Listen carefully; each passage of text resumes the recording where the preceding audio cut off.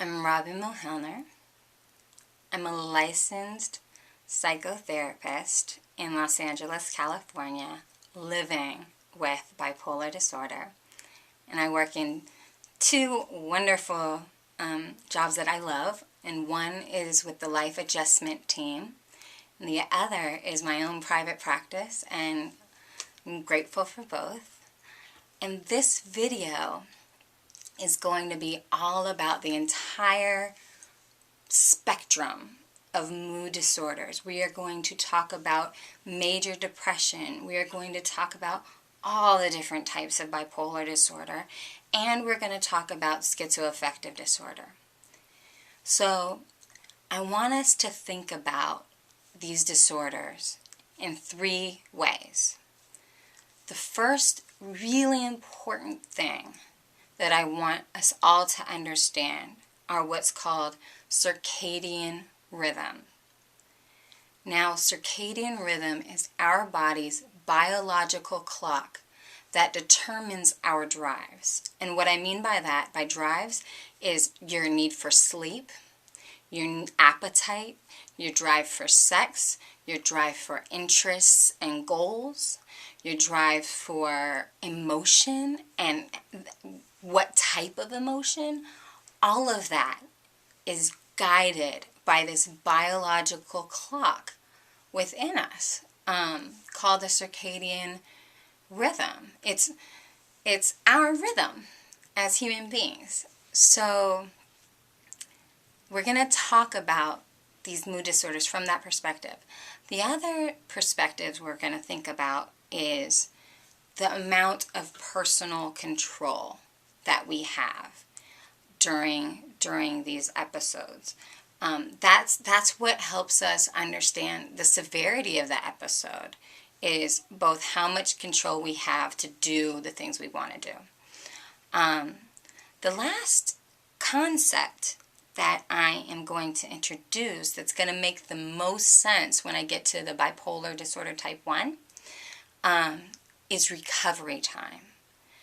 We're going to talk about what, instead of depression always being seen as depression, particularly in bipolar 1, we're going to talk about recovery time.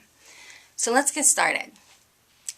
So in major depression, the way the circadian rhythm is affected is the drive for interest, the drive for energy, the drive for sex are all significantly affected downward. They go downward. There's a loss of those drives.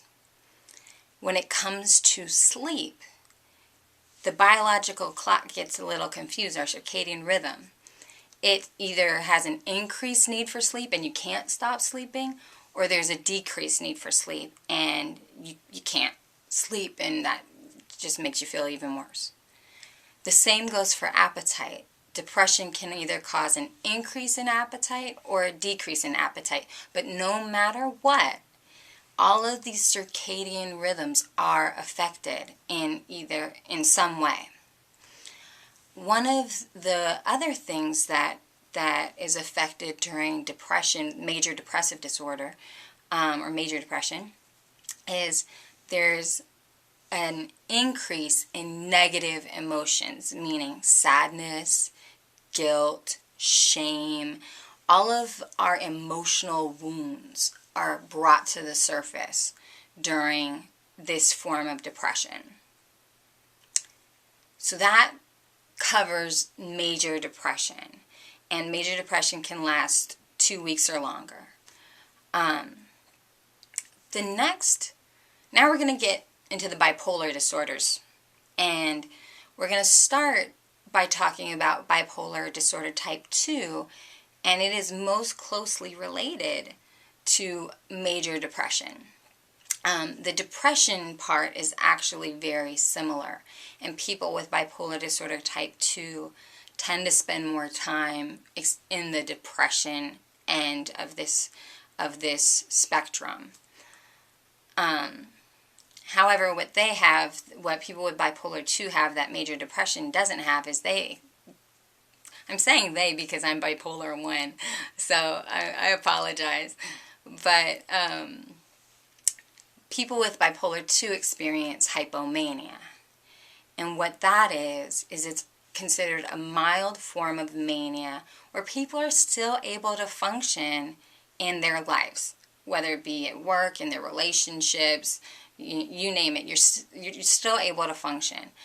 Now, the hypomania can go two ways with bipolar 2. It can go one way, is the way of agitation and rage, where somebody just feels this buildup of energy inside, and it just feels like they're going to explode, and they do explode.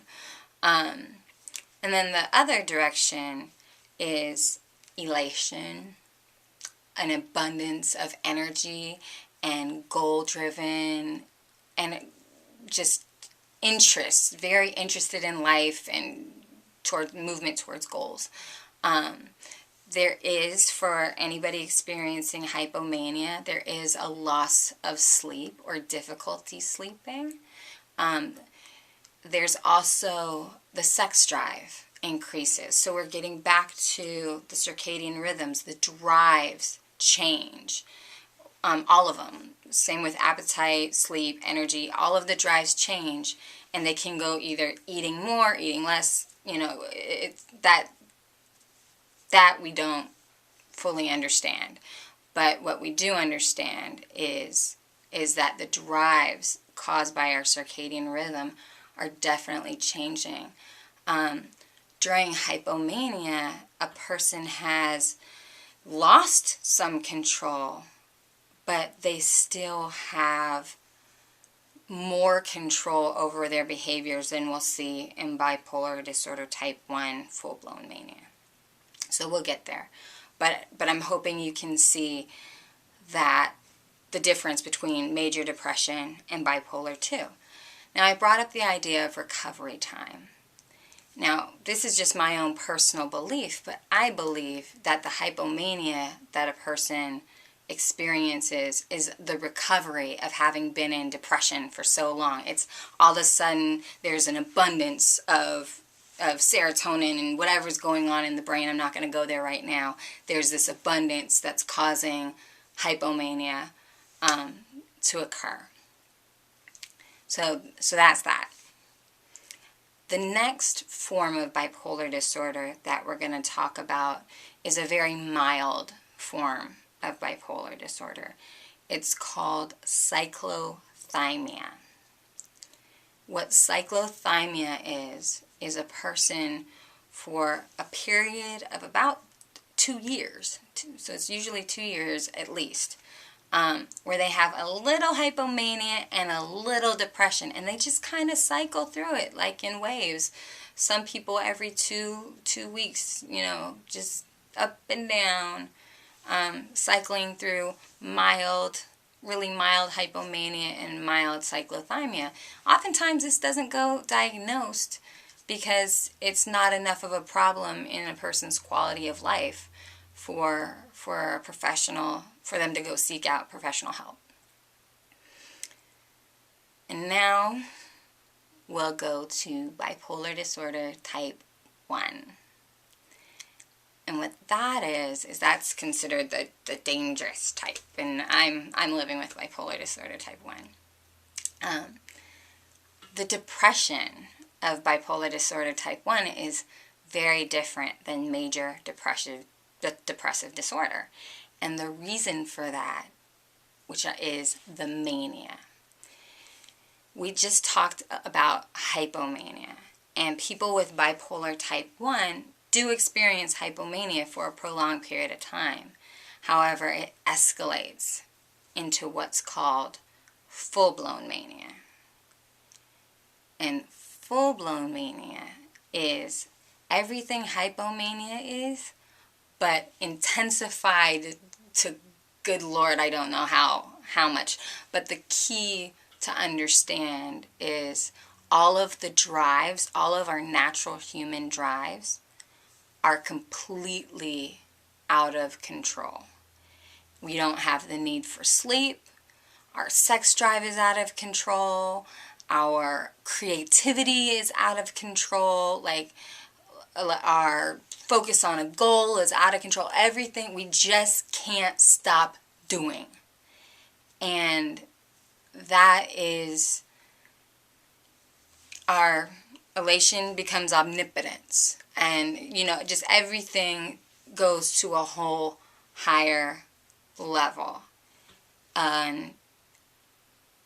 And we don't feel out of control during that until maybe the peak, when, like I said before, with hypomania having agitation and rage, in the peak of full-blown mania, every emotion explodes out.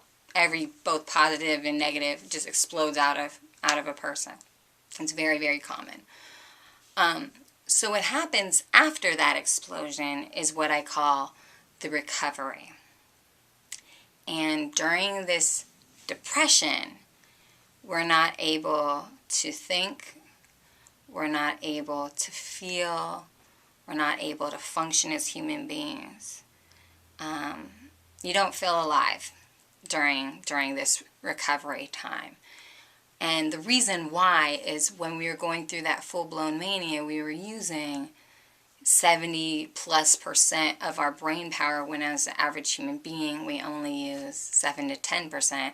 So we were frying our brains during this full-blown mania.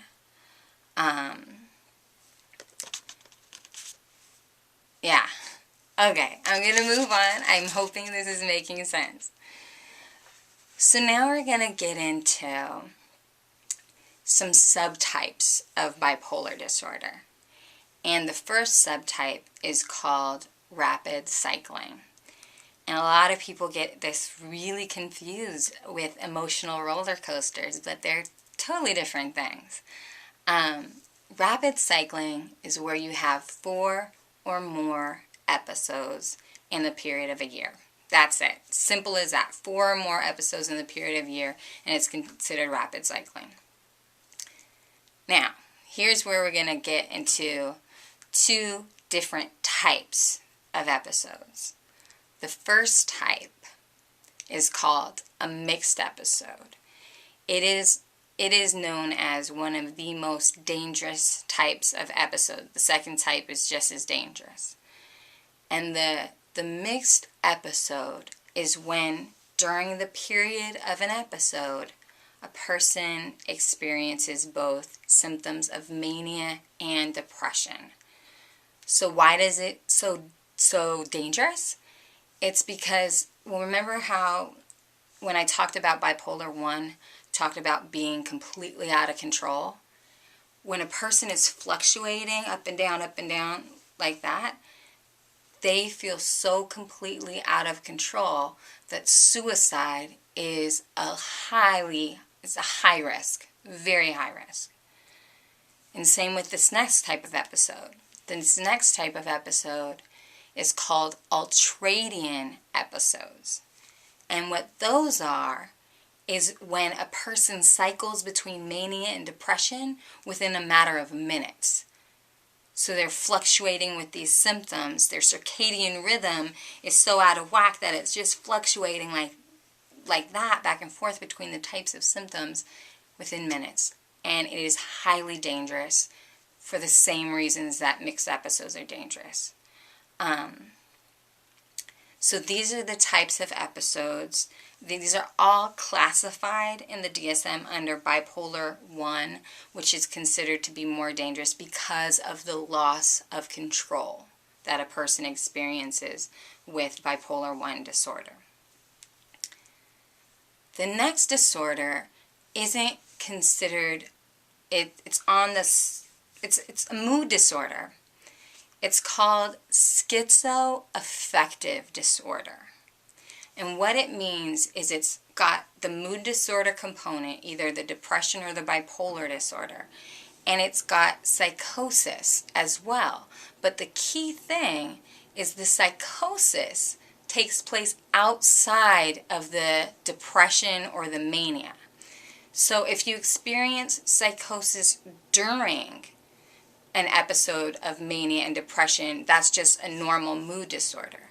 However, if you experience it outside of the depression or mania, that's considered schizoaffective disorder. I'm hoping this makes sense, and I'm hoping it's helpful for everyone who's been wanting to know the differences of this whole spectrum of mood disorders. Again, I want to really focus you on that all the changes happening in our circadian rhythm, our natural clock, our balance, our rhythm in who we are as human beings.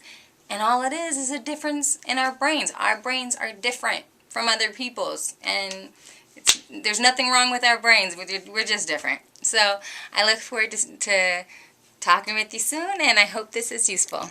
Bye.